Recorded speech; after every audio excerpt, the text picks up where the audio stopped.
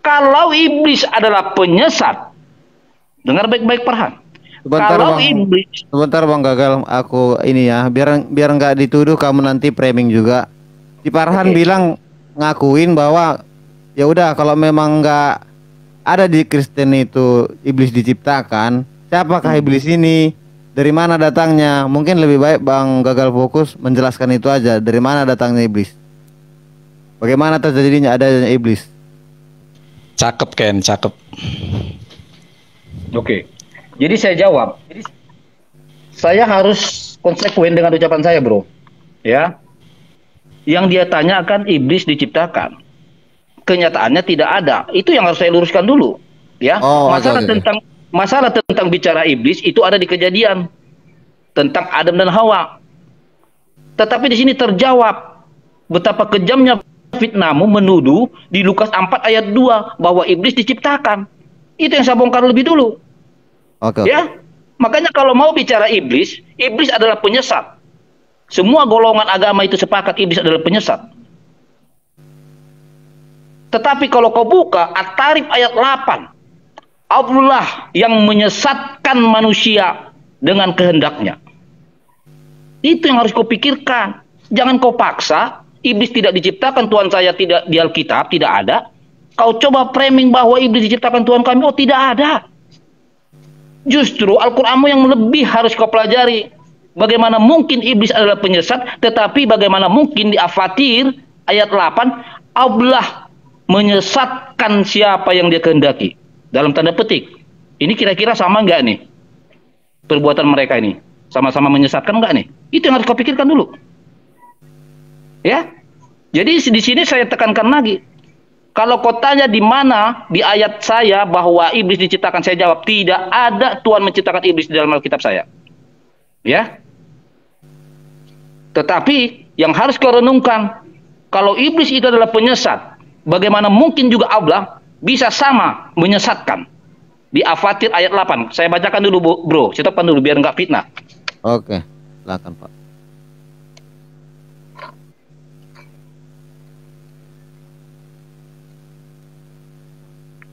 Fatir ayat 8. Saya buka ya. Jadi biar nggak fitnah ini. Karena dari awal tadi ya, iblis itu disesatkan sama Allah. Dan kemudian iblis jadi penyesat. Nah, saya buka ini. Al-Fatir ayat 8. Maka apakah pantas orang yang dijadikan terasa indah perbuatan buruknya lalu menganggap baik perbuatannya itu? Di sini bertanya. Lalu dijawab di sini. Sesungguhnya Allah menyesatkan. Ngeri nggak nih? Sesungguhnya Allah menyesatkan siapa yang dia kehendaki dan memberi petunjuk kepada siapa yang dia kehendaki. Sekelas Allah ini menyesatkan. Padahal kita tahu hanya iblislah penyesat. Ini kau renungkan nanti nih apa Farhan, ya kan? Sekelas Allah bisa-bisanya sama seperti iblis penyesat. Di Al-Fatir ini Allah menyesatkan siapa yang dia kehendaki. Itulah jawaban saya. Oke, thank you. Jadi di sini si Gagal Mu'alaf dia masih menegaskan bahwa pertanyaan Bang Farhan di awal tadi, di mana ayatnya iblis Tuhan menciptakan iblis di Kristen gitu ya. Gagal Mu'alaf mengatakan menjelaskan bahwa di Kristen itu tidak ada. Kalaupun nanti ada lagi pertanyaan yang seperti tadi Bang Farhan, mungkin nanti diulangi lagi gitu ya. Silakan. Terima kasih Os, keren banget lo. Gue suka banget sama ini. Dibesarin, Ken. Komal saya kotak saya, komal saya dibesarin, bisa. Nah, oke. Menyesatkan. Allah dituduh menyesatkan. Oh, jelas. Siapa yang disesatkan? Saya baca di dalam Quran surat Al-Baqarah 26. Bismillahirrahmanirrahim. Saya baca Indonesianya langsung ya. Sesungguhnya Allah tidak segan membuat perumpamaan seekor nyamuk atau yang lebih kecil dari itu. Adapun orang-orang yang beriman, mereka tahu bahwa itu kebenaran dari Tuhan. Tetapi mereka yang kafir berkata, apa maksud Allah dengan perumpamaan ini? Ya, dengan perumpamaan itu banyak orang yang dibiarkannya sesat. Oh, dibiarkan. Kenapa? Dan dengan itu banyak pula orang yang diberi petunjuk. Jadi selain disesatkan diberi petunjuk. Siapa yang diberi sesat? Tetapi tidak ada yang dia sesatkan, ya. Tetapi tidak ada yang dia sesatkan itu selain orang fasik. Wah, siapa yang disesatkan di sini di dalam Al-Quran orang fasik? Ternyata yang disesatkan, kita lihat nih, yang disesatkan adalah di dalam Lukas 42, ya, di dalam Lukas 42, di situ ia digoda 40 hari, ya, lamanya dicobai oleh iblis, ya, di dalam Al-Baqarah 26, ya, yang disesatkan siapa? Orang fasik. Kita komparasikan di dalam Lukas, ternyata siapa yang dicobai iblis? Ya, karena yang mencobai itu adalah iblis, jadi fasik. Ternyata Yesus. Dor, meledak di sana.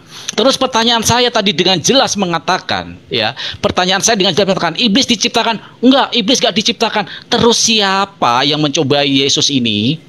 Di dalam Lukas 4 nomor 2, ya. Terus tadi dibilang penyesat. Oke, kita buka penyesat. Siapa penyesat di sini? Saya ganti baca di Matius, ya. Ya. Maka, ya, di dalam Matius 4, maka Yesus dibawa oleh roh, ya, ke padang gurun.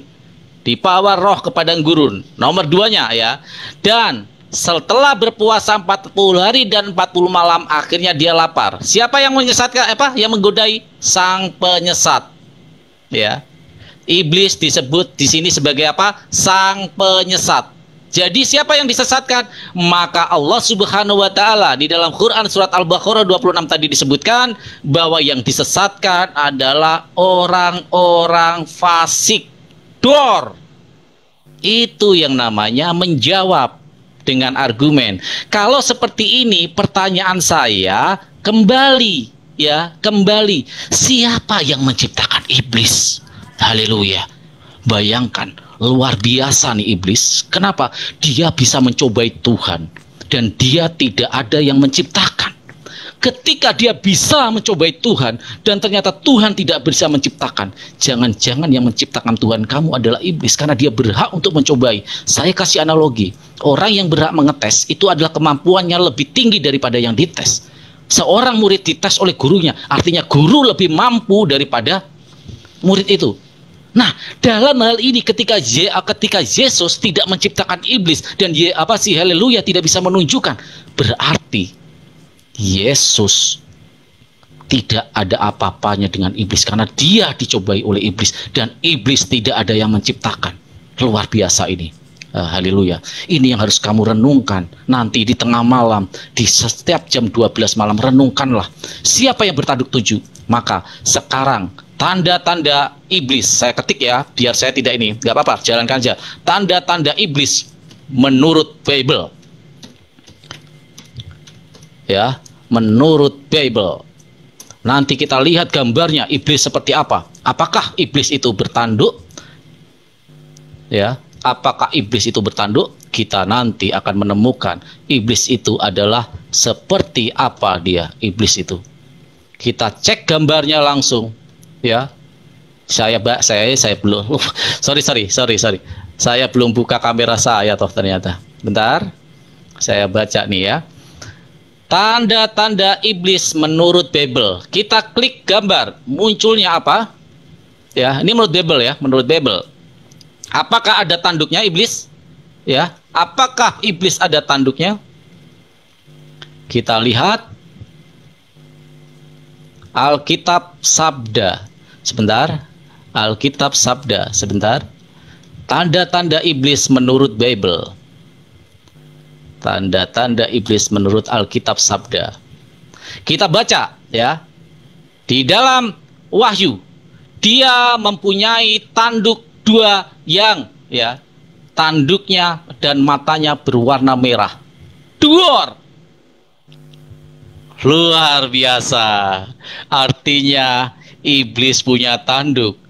Di dalam Wahyu 5 nomor 6, anak domba dan yang di tahta itu bertanduk 7.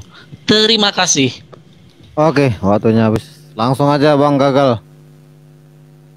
Iya, jadi lagi-lagi kawan ini nggak paham ya. Bahkan sampai dia bilang bahwa iblis lebih kuat dari Yesusmu karena dites. Disitulah kegagalan kamu memahami konteksnya itu, ya kan? Bagaimana mungkin kamu bilang lebih hebat iblis dari Yesus? Kamu paham nggak dites dengan berhasilnya dia dites? Hah? Contoh, kau datang ke hadapan saya, kau mau cobain saya, mau ngetes saya. Tak taunya kamu saya kalahkan. Terus kamu mau mengatakan, oh saya lebih hebat dari si haleluya. Aduh. Pintar dikit lah. Ya, saya rasa anak SD aja itu paham lah kalimat itu. Bagaimana mungkin kamu mengatakan Yesus itu lemah, sementara dia tak mampu dicobai. Malah iblisnya lari terbiri-birit itu. Ya, jangan biasa framing lah. Nggak bagus itu. Ya, tetapi kalau kamu ini jelas ayatmu bro. Allah menciptakan iblis. Bayangkan, di surga. Diturunkan dia dari surga. Kemudian, iblis menyesatkan. Lah kemudian, Allah pun ikut menyesatkan di Al-Fatir ayat 8 yang kebaca tadi. Terus kamu ingin menyangkalnya dengan mengatakan, oh iya, Allah menyesatkan. Tetapi yang disesatkan itu siapa? Orang-orang fasik. Oke. Bicara kata fasik. Masuk kategori kafir, bicara kata kategori kafir, bicara orang yang tidak bertakwa. Oke? Nah, kalau begitu, kau baca Al-Baqarah ayat 6 sampai 7. Allahmu yang mengunci hati mereka sehingga mereka kafir atau menjadi fasik. Kau renungkan itu. Allahmu yang mengunci hati mereka sehingga fasik atau kafir. Bahkan di Al-Baqarah ayat 9-nya ditambahi lagi penyakit hati kepada mereka. Ya? Jadi kau jangan beralasan, oh iya, yang disesatkan kan orang fasik, pret. Kau baca itu. Al-Baqarah ayat 6, ayat 7, ya. Bila perlu kau baca itu 9, 10 selanjutnya. Allahmu mengunci hati mereka. Bayangkan, bagaimana mungkin Allah sama dengan kelakuan iblis. Yang mana iblis adalah penyesat. Di Al-Fatir jelas dikatakan Allah lah yang menyesatkan. Coba saya ulangin lagi sebentar lagi ya, supaya nggak fitnah lah. Karena terkadang-kadang kalian ini ya sering kalau dibacakan ayat kalian fitnah orang, apa kalian buat framing kami itu penghujat. Padahal karena kami baca ayatnya, ya. Supaya nggak fitnah saya bacakan lagi Al-Fatir ini. Al-Fatir ayat 8.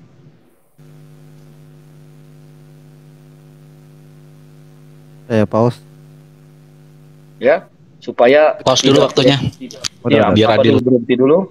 Al-Fatir ayat 8. Coba. Di Al-Hijr 15:39 sampai 40 ya, di situ konteksnya iblis adalah penyesat. Oke? Itu iblis. Maklumlah kita memang iblis penyesat. Tetapi yang tidak menjadi masuk ke dalam pikiran orang waras, Allah menyesatkan. Al-Fatir ayat 8. Sesungguhnya Allah menyesatkan siapa yang dia kehendaki. Oke? Sesungguhnya Allah menyesatkan siapa yang dia kehendaki dan memberi petunjuk kepada siapa yang dia kehendaki. Oke? Alasan kamu tadi, oh yang disesatkan kan orang fasik. Masuklah itu golongan kafir lah itu kan. Nah, kita buka Al-Baqarah. Ya, saya buka. Jadi kamu jangan coba-coba kalau sama saya. Al-Baqarah ayat 7. Ayat 6-nya lah biar enak dia, biar komplit ya. Biar jangan nanti dibilang, oh kau lompat-lompat haleluya katanya. Oke, langsung aja bacanya. Oke, Al-Baqarah ayat 6. Sesungguhnya orang-orang kafir sama saja bagi mereka engkau dalam kurung Muhammad beri peringatan atau tidak engkau beri peringatan mereka tidak akan beriman. Ayat 7-nya. Kenapa mereka ini tidak beriman? Kita baca ayat 7. Allah telah mengunci hati dan pendengaran mereka, penglihatan mereka telah tertutup. Apalagi alasan kau? Hah? Inilah yang sering saya katakan, sekarang saya ini menjadi pembela ayat Al-Quran.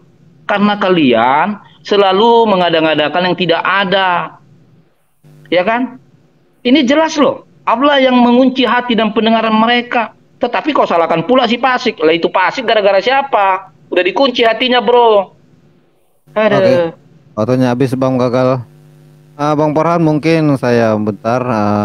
Ada tadi pertanyaan yang belum dijawab Bang Gagal. Mungkin nanti kalau Bang Farhan mau menyetujuinya, saya kasih waktu 5 menit untuk Bang Gagal untuk menjelaskan iblis itu datangnya dari mana. Maukah Bang Farhan? Boleh. Nanti setelah ini kasih waktu dia 10 menit Malah saya kasih waktu 10 menit untuk jelasin iblis itu siapa yang menciptakan dan ini diciptakan ya. Enggak, kalau menciptakan nggak ada di Kristen. Dari mana datangnya?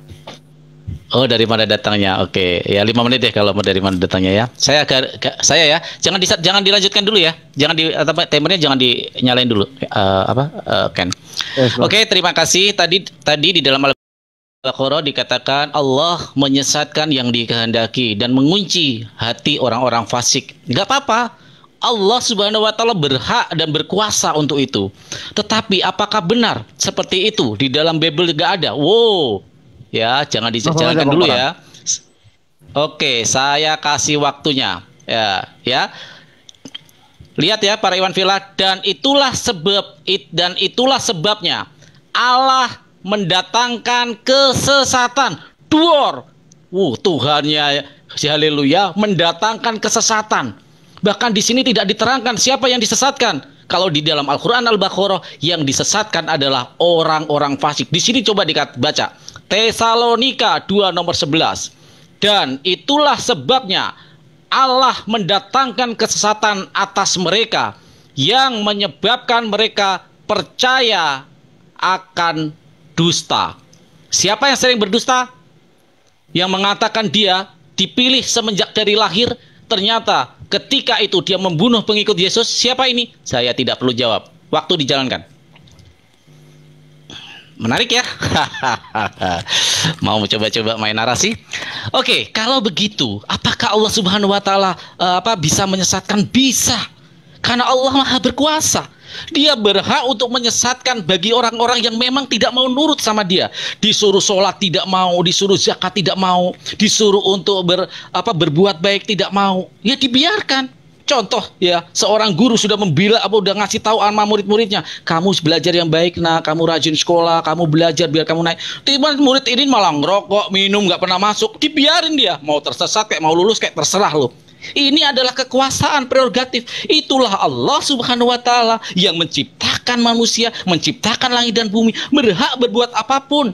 Ya, berhak berbuat apapun. Menyesatkan siapa? Al-Baqarah di Al-Hijr yang disesatkan adalah orang-orang kafir, orang-orang fasik, orang-orang yang musyrik. Apa artinya? Orang-orang yang tidak mau menuruti perintah Allah, orang-orang yang melawan perintah Allah. Analoginya sama saja, ketika seorang murid masuk sekolahan, dia ngerokok, dia bandel, dia cuman pacaran, ya, dia tidak pernah mau belajar, dia nggak lulus, udah dibilangin, nggak mau belajar juga, dibiarin sama gurunya. Lu mau lulus kayak kagak kayak. Ini karena apa? Hak prerogatif guru. Itu ya, haleluya. Terus dia mengatakan tadi, wow, bagaimana mungkin Yesus lemah? Kan dicobai iblis. Kalau Tuhanmu masih bisa dicobai, Allah Subhanahu wa taala yang menciptakan iblis. Di dalam Al-Baqarah, di dalam Quran surat Al-Fajr dikatakan Allah yang menciptakan iblis. Allah juga yang mengeluarkan iblis. Pernah iblis di dalam Al-Quran mencobai Allah? Gak berani, gak punya kekuatan, malah tunduk. Kamu itu sesat. Kamu saya beri ketangguhan untuk menyesatkan. Dan ketika menyesatkan ternyata sama dengan di Tesalonika ya, ayat 2. Saya bacakan lagi biar mantap, menancap di pikiran si haleluya. Dan ya, itulah sebabnya Allah mendatangkan kesesatan. Jadi Tuhannya Tuhannya haleluya mendatangkan kesesatan. Luar biasa. Siapa di sini yang sesat? Siapa yang diberi kebebasan untuk menyesatkan? Maka ketika saya bertanya di dalam Lukas 4 nomor 2, ketika iblis mencobai dan mencoba menyesatkan ya, dari Yesus ini disebut iblis, ternyata ya, walaupun Yesus berhasil, tetapi iblis melakukan sebuah tindakan yang tidak pernah berani dilakukan kepada Allah Subhanahu wa taala. Diusir, tunduk. Dibilang sesat, tunduk. Karena apa? Gak punya keberanian dan dia merasa bahwa penciptanya adalah Allah. Ketika dia berani mencobai Yesus, artinya Yesus tidak bisa menciptakan iblis. Pertanyaan saya 5 detik aja, kan? Jawab, siapa yang menciptakan iblis? Kalau tidak ada, iblis itu datang dari mana? Pak. Silakan. Iya. Datangnya dari mana ya? Oke, silakan Bang Gagal, kalau mau menjelaskan datangnya iblis dari mana. Saya rasa Mau ditambahi waktunya? Enggak, ini saya mau jawab dulu ini fitnahan dia ini yang di Lukas itu ya. Disitopkan dulu ya, biar biar nggak Lukas apa framing terus ya. Tesalonika? Lukas dulu, Lukas, karena kan dia bilang tadi masalah dicobain itu. Oke, silakan. Oke, kita baca ya yang di taping tuh kalian dengar baik-baik ya. Supaya ketahuan ini yang suka framing dan pendusta ya. Di mana nanti kalian dengarkan di sini Yesus itu mampu dicobai Yesus ya. Jadi tolong dipahami, dicobai, direncanakan, berhasilkah rencana itu atau tidak. Tapi bagi orang yang cerdas pasti tahu, orang yang dicobain itu adalah yang sudah mampu berhasil dicobain. Nah, sekarang ku baca. Lukas 4 ayat 2. Di situ ia tinggal 40 hari lamanya dan dicobai iblis. Selama di situ ia tidak makan apa-apa dan sesudah waktu itu ia lapar. Bayangkan kondisi Yesus dalam keadaan lapar pun ya, dalam posisi kemanusiaannya dalam berpuasa ya, tidak mampu kok dicobain. Tetapi fitnahnya si Farhan ini harus saya jawab. Yang ketiga, lalu berkatalah iblis kepadanya. Ini masuk rencana iblis. Ini rencana iblis. Jika engkau anak Allah, suruhlah batu ini menjadi roti. Ayat 4. Jawab Yesus kepadanya, ada yang tertulis, manusia hidup bukan dari roti saja. Oke? Yang kelima, kemudian ia membawa Yesus ke suatu tempat yang tinggi dan dalam sekejap mata ia memperlihatkan kepadanya semua kerajaan dunia. Ini percobaan yang kedua ini ya, yang direncanakan iblis. Kata iblis kepadanya, segala kuasa itu serta kemuliaannya akan kuberikan kepadamu, sebab semuanya itu telah diserahkan kepadaku, dan aku memberikannya kepada siapa saja yang kuhendaki. Tapi apa jawab Yesus? Ayat yang ketujuh.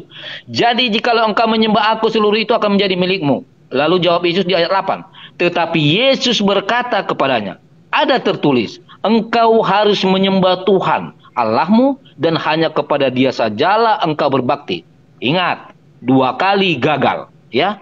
2 kali gagal.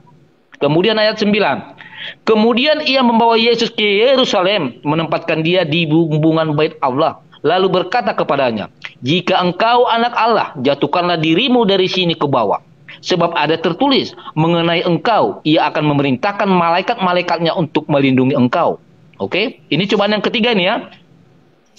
Dan mereka akan menatang engkau di atas tangannya supaya kakimu jangan terantuk kepada batu. Yesus menjawab.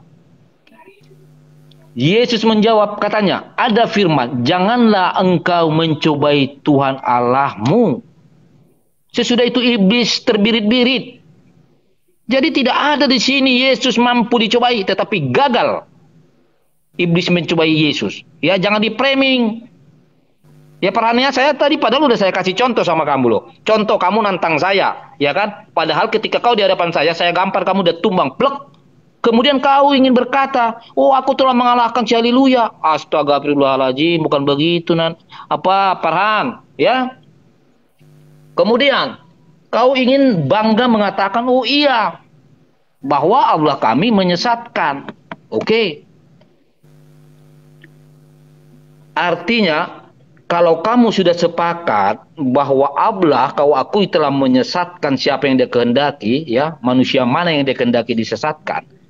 Dan di Al-Hijr tadi yang saya tunjukkan, ayat 15 itu, bahwa iblis juga menyesatkan. Pertanyaannya, kalau begitu argumen kamu mengatakan, ya terserah Tuhan dong, mau menyesatkan siapa? Artinya kamu harus sepakat dong dalam tanda petik. Ternyata, apa bedanya Allah dengan iblis? Atau kamu ingin menyampaikan di sini bahwa ternyata iblis dan Allah dan iblis satu kerjaan. Nanti tolong kau jawab itu. Sepakatkah kamu mengakui bahwa Allah itu sama seperti iblis menyesatkan? Itu nanti kau jawab. Kemudian, ketika kamu mengatakan bahwa ada orang fasik atau orang kafir itu, ya, dikunci hatinya. Alasan kamu apa? Oh, karena mereka tidak mau bertobat, mereka tidak mau membukakan hatinya. Oke?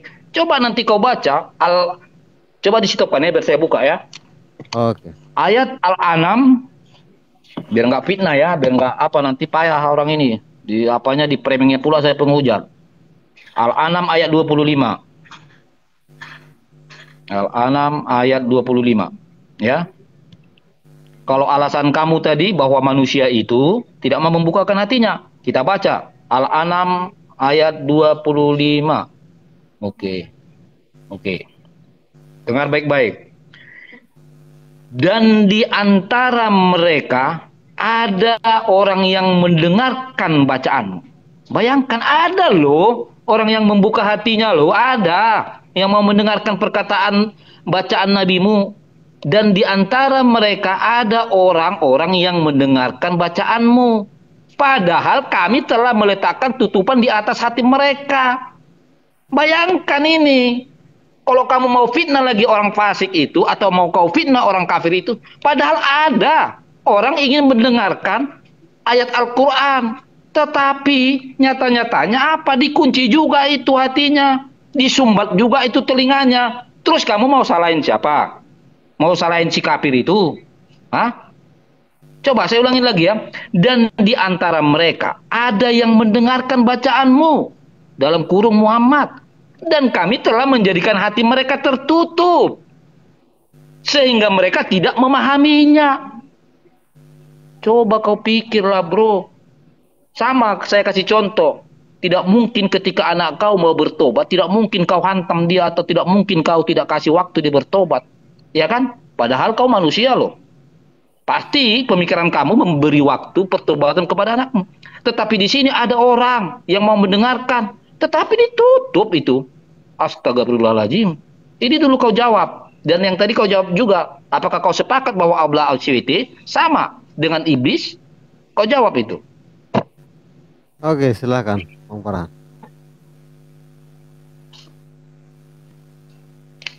Ya akan kasih dia ayat bagaimana ya. Siap-siap ya, pegangan ya. Saya komputer saya memang lagi rusak layarnya, tapi semoga bisa kebaca ya. Ya Tuhan, mengapa engkau di dalam Yesaya 63 nomor 17, dengarkan. Ya Tuhan, mengapa engkau biarkan kami sesat dari jalanmu? Duor. Nih, orang-orang mengatakan sesat dari jalanmu. Siapa penyesat sesungguhnya? Haleluya ya. Dan mengapa engkau tegarkan hati kami sehingga tidak takut kepadamu? Kembalilah oleh karena hamba-hambamu, oleh karena suku-suku milik kepunyaanmu. Siapa di sini? Padahal dia sudah bilang, ya Tuhan, kenapa kau biarkan kami? Sebentar, sorry ya. Ya Tuhan, mengapa engkau biarkan kami sesat? Mengapa kami biarkan kau sesat? Di dalam berapa? Yesaya. Nih, di dalam Yesaya nih, saya daripada dituduh nipu, kalau bisa open cam kayak gini. Yesaya 63:17 ya. Kita baca pelan-pelan ya. Ya Tuhan, mengapa engkau biarkan ya kami sesat dari jalanmu? Dan mengapa engkau tegarkan hati ya, hati kami? Bayangkan nih, dibiarkan sesat loh. Siapa sebenarnya penyesat itu? Siapa? Haleluya. Jawab haleluya. Siapa penyesat? Saya jadi takut. Padahal di dalam Al-Quranul Karim surat Al-Baqarah sudah diterangkan tadi. Haleluya. Saya bacakan lagi ya. Sesungguhnya Allah tidak segan membuat perumpamaan seekor nyamuk atau yang lebih kecil dari itu. Adapun orang-orang yang beriman, mereka tahu bahwa itu kebenaran dari Tuhan. Sebab mereka yang kafir berkata, nih yang kafir berkata nih, kayak kamu nih, apa maksud Allah dengan perumpamaan ini? Nih, kayak kamu bertanya-tanya, kenapa Allah mesti menyesatkan? Dengan perumpamaan itu banyak orang yang dibiarkannya sesat. Dan dengan itu banyak pula orang yang diberikannya petunjuk. Jadi ada yang dibiarkan tersesat, ada yang diberi petunjuk. Coba di dalam ayat kamu tadi, ada yang diberi petunjuk nggak? Nggak ada. Al-Quran jelas, ada yang diberi petunjuk nih ya, diberi petunjuk, kebaca ya. Tetapi tidak ada yang dia sesatkan dengan perumpamaan itu selain orang-orang fasik. Siapa yang dituduhkan? Orang-orang fasik. Itu yang disesatkan ya. Jadi haleluya, kau kena apa sendiri? Penyesat-penyesat itu adalah Tuhan di dalam Bible-mu ya. Di dalam Tesalonika tadi sudah saya katakan juga ya. Saya buka ini lagi. Biar ini ya, biar mantap nih ya datanya ya. Di dalam Tesalonika, dan itulah sebabnya Allah mendatangkan kesesatan atas mereka. Mendatangkan kesesatan atas mereka. Haleluya. Terus, ya Tuhan di dalam Yesaya, ya Tuhan, mengapa engkau biarkan kami sesat? Dibiarkan sesat. Waduh, Luar biasa nih, haleluya. Dibiarkan sesat loh, gak diberi petunjuk. Sedangkan di dalam Al-Baqarah jelas. Nih, diberikan petunjuk bagi orang-orangnya. Diberikan petunjuk.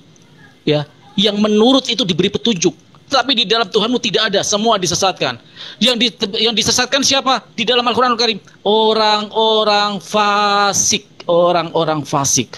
Nauzubillah summa nauzubillah. Itulah haleluya. Kenapa saya bertanya sampai sekarang dari kuda makan rumput sampai kuda makan besi, kamu tidak jawab pertanyaan saya. Dari mana iblis itu berasal? Haleluya.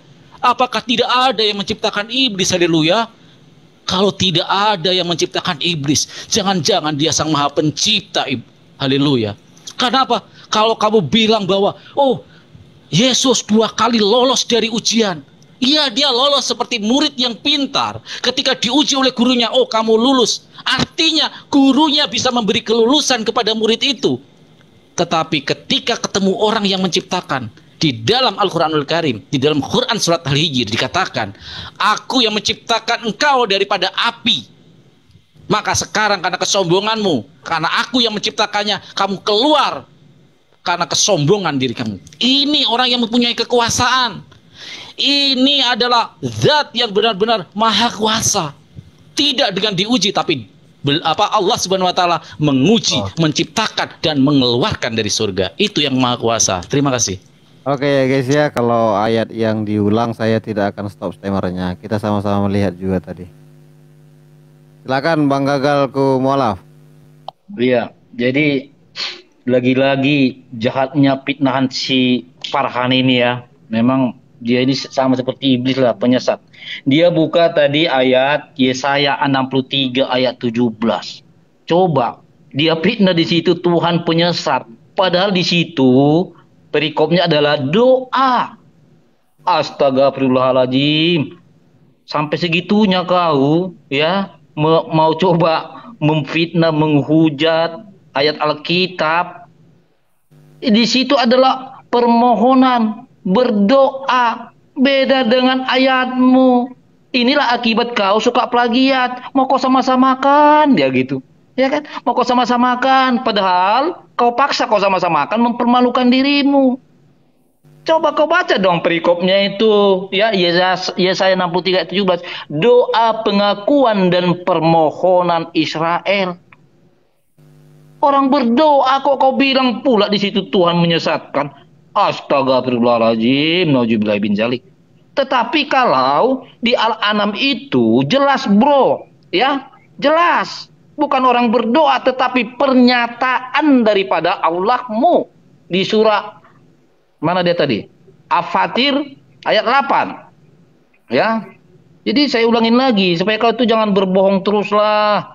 Nggak baik seperti itu. Mana dia? Sebentar dulu bro, berhentikan dulu. Mana dia ini tadi? Ya. Diulang lagi kan ayatnya? Al-Fatir sebentar ini. Hilang pula tadi. Jadi supaya bisa kau bandingkan ya, kau bedakan Farhan, orang berdoa itu berarti golongan manusia. Membuat pernyataan seperti firman, itu Allahmu sendiri. Di Al-Fatih ayat 8. Ya, saya bacakan. Jadi kau jangan apalah, nggak bagus begitu. Sampai kau bodoh-bodohi dirimu. Padahal kau nggak mungkin sebodoh itulah. Nengok ayat 8 ini. Maka di sini ada pertanyaannya. Maka apakah pantas orang yang dijadikan terasa indah perbuatan buruknya lalu mengapa baik perbuatannya itu? Pertanyaan tuh loh, tanda tanya. Lalu dijawab, sesungguhnya Allah menyesatkan. Ini pernyataan loh, beda dengan permintaan, permohonan di Yesaya 63 ayat 17. Janganlah segitu jahatnya kamu. Masa sampai saya yakinlah kau tuh pintar lah.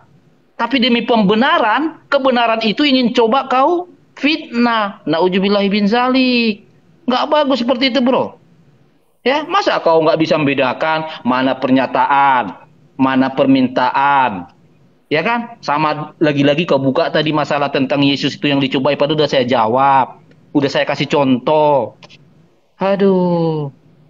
Jadi jangan kau coba paksakan atau coba kau rusak demi pembenaran. Jujurlah. Ya, jangan kau kira ini haleluya, ngeri. Apa ngeri? Ngerinya caramu menipu itu yang ngeri saya lihat.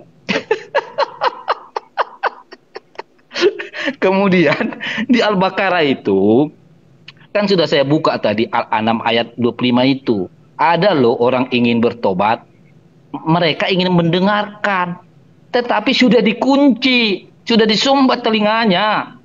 Ya, atau saya bacakan semuanya ya. Ini saya baca total ini ya. Saya baca dulu total. Saya citopkan dulu bro. Saya baca dari Al-Furqan ya. Al-Furqan ayat 5. Ya. Al-Furqan ayat 5 supaya nanti jangan dituduh fitnah. Ini coba. Al-Furqan ayat 5. Dan mereka berkata, itu hanya dongeng-dongeng orang terdahulu yang diminta agar dituliskan, lalu dibacakanlah dongeng itu kepadanya setiap pagi dan petang. Oke, kita pasti tahu si Farhan akan mengatakan, oh itu kan fitnahan kafir. Oke, ya ini fitnahan kafir. Makanya kita kembali ke Al-An'am ayat 25 tadi. Apakah itu kehendak si kafir atau memang sudah ada yang menyetirnya? Harus jelas biar nggak fitnah. Ya, saya baca habis ini Al-An'am 25 ini. Ya, sebentar.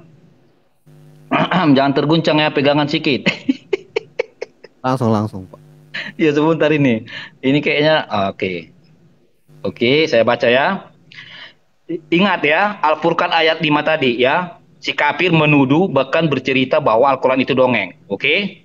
Pasti Farhan bilang itu tuduhan kafir. Oke, kita baca Oke, ini. nanti saya kalau kebanyakan ini saya jalankan timernya loh. Oke. Ayat 25. Dan di antara mereka ada yang mendengar bacaanmu dalam kurung Muhammad, dan kami telah menjadikan hati mereka tertutup sehingga mereka tidak memahaminya, dan telinganya tersumbat. Dan kalaupun mereka melihat segala tanda kebenaran, mereka tetap tidak mau beriman kepadanya. Sehingga apabila mereka datang kepadamu untuk membantahmu. Coba. Memang mereka ini sudah dikonsep untuk membantah. Orang-orang kafir itu berkata, ini Al-Quran tidak lain hanyalah dongeng orang-orang terdahulu. Terjawab toh. Al-Furqan ayat 5 itu. Jadi perkataan kafir itu memang sudah dikonsep supaya itu dinyatakan kafir. Mana buktinya? Al-An'am ayat 25. Sehingga apabila mereka datang kepadamu untuk membantahmu, orang-orang kafir berkata, ini Al-Quran tidak lain hanyalah dongeng orang-orang terdahulu. Oke, Yang saya tanya tadi nggak kau jawab loh. Silakan Bang Farhan. Mungkin sepakat ya, dikurangi menyerang pribadi walaupun halus-halus ya kan. Jadi kita memerlukan data ataupun ayat-ayat itu ya guys, penjelasan yang ke topik, jangan kebanyakan saling menyerang pribadi. Oke, sepakatlah kita berdua ya. Oke, setuju. Oke. Saya jangan dijalankan dulu. Al-Fatir ayat 8 tadi dia bilang. Saya bacakan ya. Maka apakah pantas orang yang dijadikan terasa indah perbuatan buruknya lalu menganggap baik perbuatannya itu? Orang ini berbuat maksiat seolah-olah perbuatan maksiatnya itu baik ya. Itu tanda tanya loh ya. Apakah pantas orang yang sudah berbuat jahat tapi menganggap kejahatannya itu baik? Itu tanda tanya. Allah menjawab, sesungguhnya Allah menyesatkan siapa yang dia kehendaki dan memberi petunjuk nih. Memberi petunjuk kepada siapa yang dia kehendaki. Selalu di dalam Al-Quran selalu dikatakan ketika Allah menyesatkan, maka di situ selalu ada kalimat lanjutan, Allah memberi petunjuk bagi orang-orang yang dikehendaki. Masya Allah, ini luar biasanya Al-Quranul Karim. Ini luar biasanya Allah Subhanahu wa Ta'ala. Orang yang sudah berzina menganggap zinanya sama, contoh kayak zina. Wah, gua berzina nih, pamer zinanya, seneng dia sudah menaklukkan beberapa wanita. Apakah pantas orang seperti ini diberi petunjuk? Ya enggak lah. Dia sudah berdosa, dia malah pamer-pamer menganggap perbuatan dosanya itu indah. Masya Allah, Al-Quran memang luar biasa, memang Islam ini ya. Sekarang kita buktikan, apakah di situ Tuhannya tidak menyesatkan, katanya cuma berdoa. Narasinya sama, kita samakan. Ya Tuhan, mengapa engkau biarkan kami sesat? Iya, dia berdoa memang. Ya Tuhan, mengapa kau biarkan aku tersesat? Itu sudah tersesat artinya. Contoh, ketika kamu datang orang ke rumah kamu, haleluya. Hei haleluya, kenapa kau biarkan aku ini basah kuyup? Artinya orang itu sudah basah kuyup. Nah ini ayat itu seperti ini. Ya Tuhan, mengapa engkau biarkan kami sesat? Jadi Tuhan kamu sudah menyesatkan orang-orang ini. Ada ayat ini diberi petunjuk? Gak ada sama sekali. Beda dengan Tuhan kami. Orang yang berbuat baik ya diberi petunjuk, orang yang berbuat jahat ya disesatkan. Buat apa orang-orang yang merasa berdosa tapi dia suka-suka, dia merasa berdosa tetapi dia senang-senang belajar? Enggak mungkin. Allah Maha Adil. Dalam hukum formal namanya ada punishment dan ada reward. Itu yang masuk akal. Masa orang yang bodoh, murid yang selalu menolak perintah guru, murid yang selalu bolos diperlakukan sama dengan murid yang cerdas dan penurut? Enggak logika. Seperti di dalam kitab kamu. Apa itu kitab kamu? Nih, selalu ketika Tuhan kamu menyesatkan, tidak ada kata-kata petunjuk. Baca, setiap Tuhan kamu menyesatkan, tidak ada kata-kata petunjuk. Tesalonika, apakah ada petunjuk? Dan itulah sebabnya Allah mendatangkan kesesatan atas mereka yang menyebabkan mereka percaya kata dusta. Gak ada kata-kata petunjuk sama sekali di sini. Beda ketika Al-Quranul Karim, Allah Subhanahu Wa Taala menyesatkan mereka memang yang berbuat jahat, mereka yang berbuat zolim, mereka yang berbuat mungkar. Sama saya kayak analogikan anak sekolah. Mereka yang selalu melawan perintah guru, mereka yang kerjaannya bolos, mereka yang tidak pernah belajar. Apa pantas murid seperti ini diperlakukan sama murid yang pintar, murid yang penurut? Tidak masuk akal kalau ajaran seperti itu. Ya, pertanyaan saya, entah sudah keberapa kali pertanyaan ini, dan ini selalu dihindari. Dari mana iblis itu berasal? Karena kita sepakat iblis itu penyesat. Kamu mengatakan begitu, saya mengatakan begitu. Iblis ini adalah penyesat. Maka kalau di dalam kitab kamu tidak ada ayat iblis itu diciptakan, maka iblis itu pencipta. Maka di kitab kamu kalau iblis itu pencipta, artinya iblis Tuhan kamulah yang penyesat. Beda dengan Al-Quranul Karim. Terima kasih. Oke, terima kasih. Jadi saya juga mau sepakat kita di sini. Ketika data itu dibacakan timer stop, kalian itu membacakan sampai habis ya guys. Kalau kalian membaca sedikit dijelaskan, dibaca sedikit dijelaskan, nanti host kayak gini nih tangannya nanti nih. Naik turun. Oke, siap bos. Kasihan hostnya ya. Siap. Kayak celup nanti aku. Oke, silakan Gagal Malaf. Oke ya. Jadi sebenarnya tadi udah sangat jelas ya tentang Yesaya 63 itu.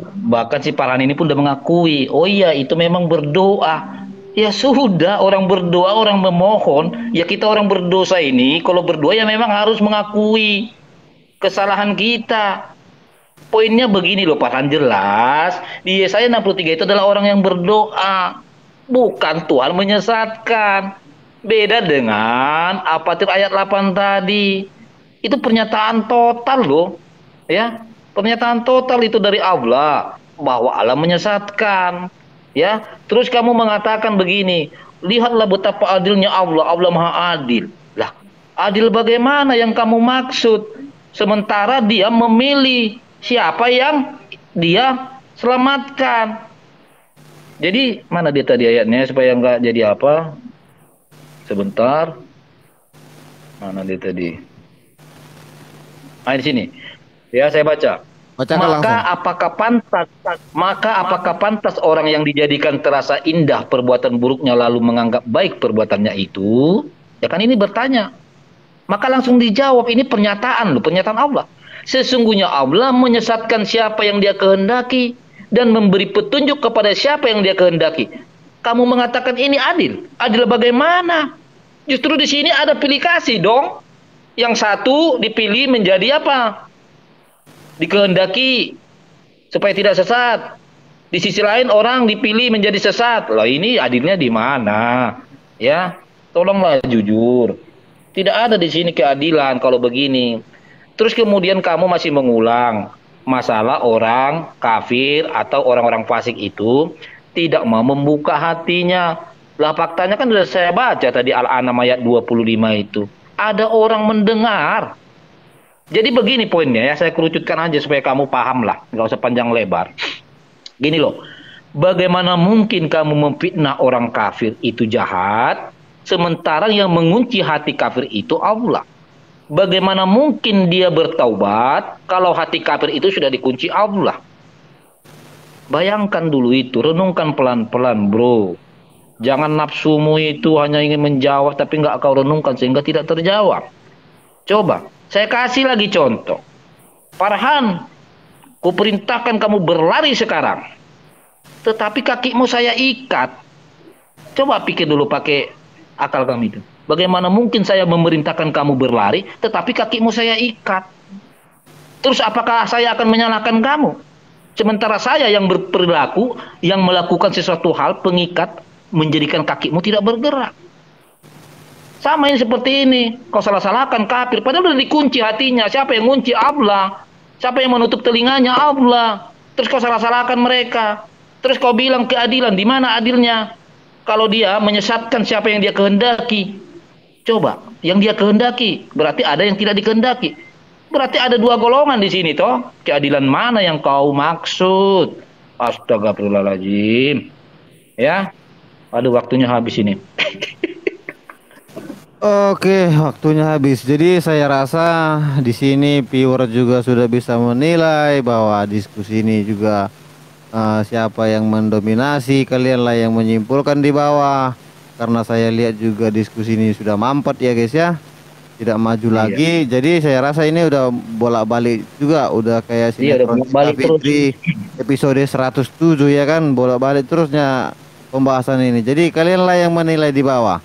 Jadi saya harap Bang Farhan kita closing statement aja, dan gagal mualaf nanti juga closing statement 3 menit saya berikan. Siapa duluan?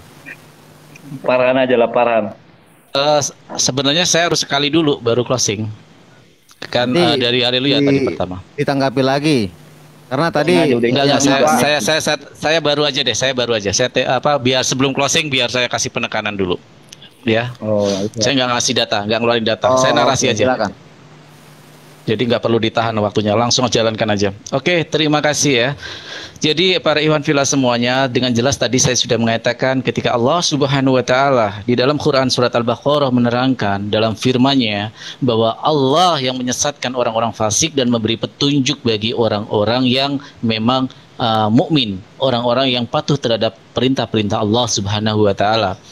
Nah, kalau seperti ini maka di sana ada yang namanya nilai keadilan, ikhwal, yaitu orang-orang yang berbuat baik maka mendapat reward kebaikan juga, pahala. Tapi orang-orang yang berbuat jahat maka di sana ya akan mendapatkan kesesatan, dibiarkan tersesat. Ini yang konsep memang sesuai dengan implementasi kehidupan manusia, ada namanya parameter reward and punishment. Berbeda dengan tadi ya, jawaban-jawaban dari Haleluya, tidak ada Tuhannya memberi petunjuk.